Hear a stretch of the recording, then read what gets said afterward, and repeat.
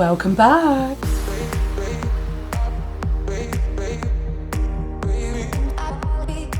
Hi and welcome back to the Polymer Clay channel.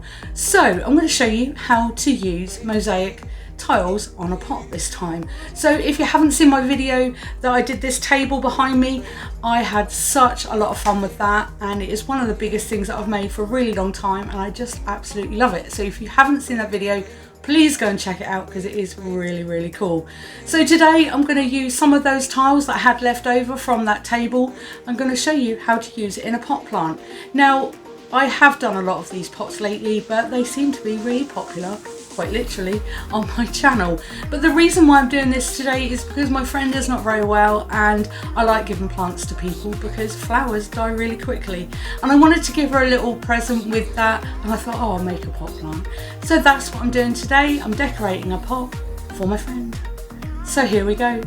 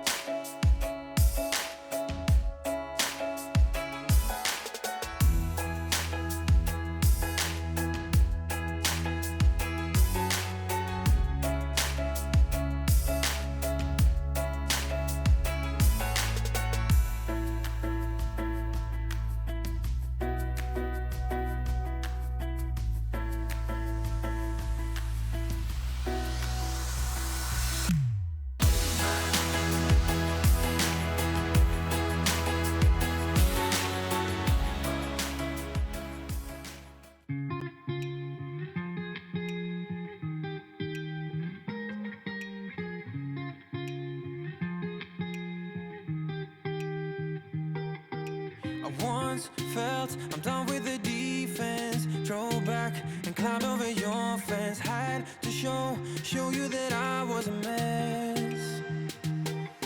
So you were shrugging your shoulders and closed off. That's what I told you. Soon enough, everything started to change. 'Cause there's no going back, no going back. There's no going back to your old life. Not living in the past, we're over that. I'm feeling it tonight, riding on the dizzying heights.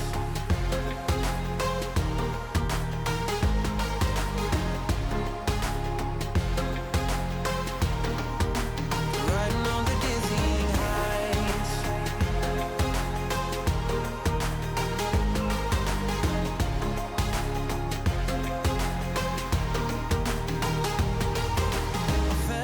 Like nothing could stop us. Sunsets, remember the colors. They were wrong, it was way more than a dream. We climbed up, yeah, over the hillside. So right, we stood there all wide-eyed. You and I floated on air in my mind. 'Cause there's no going back, no going back. There's no going back to your old life. Not living in the past, we're over that. I'm feeling it tonight, riding on the dizzying heights.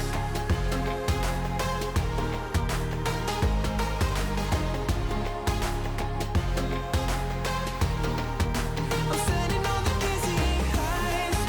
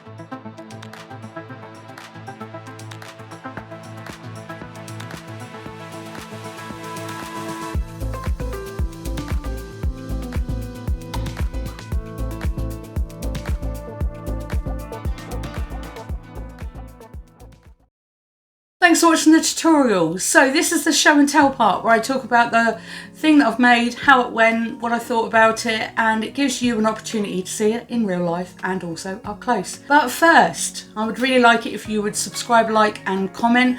The reason why I'm asking now and I haven't done before is because I feel really awkward about it, but I would really love it if more people saw my videos, and to do that you just need to like and comment. I really love it if my community grew, and it's just a cool place to make stuff. So without further ado, I'm going to show you what it looks like now. So here we go. Here is the pot itself. Now what I tried to create on this one is the idea of mosaics, but not with grout this time. So if you see behind me that table there, that is with real grout, and I'm not going to lie, it was really difficult because when you take the grout off, it then kind of scrapes some of the pattern on it, and I did find it a bit more difficult, whereas this one, it actually got all of the pattern. So I'm going to turn it around like I normally do, so you can get a good idea of what it looks like all the way round.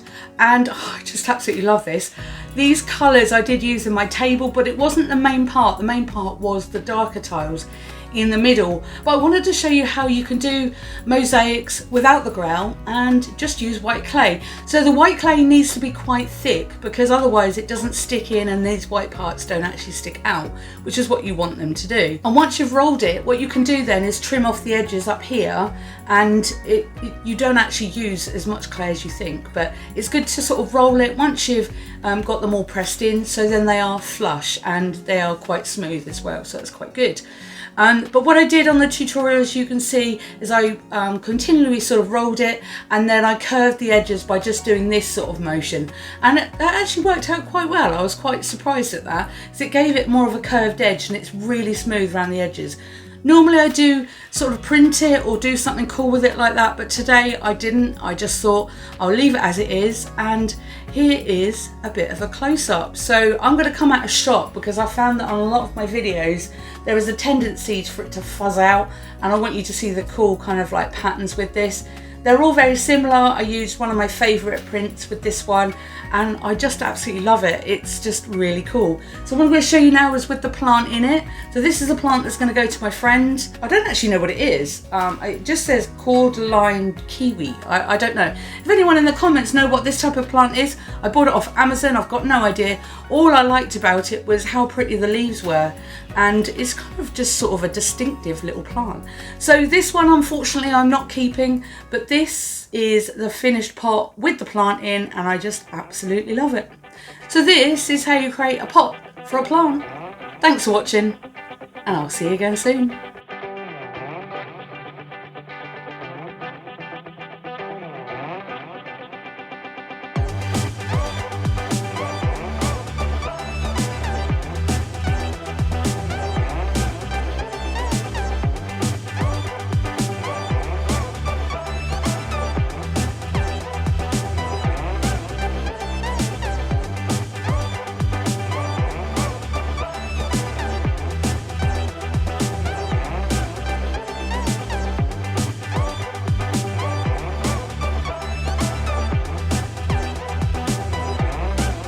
Very hard in here. Go on, get comfy at the end. So, oh dear, what am I doing? Oh, we're gonna start again because that was terrible. I hate asking people to subscribe. So this is the show and tell part, and the reason why I like doing this is because it shows it in real life and also shows it how it looks at the end. But before I do show how it shut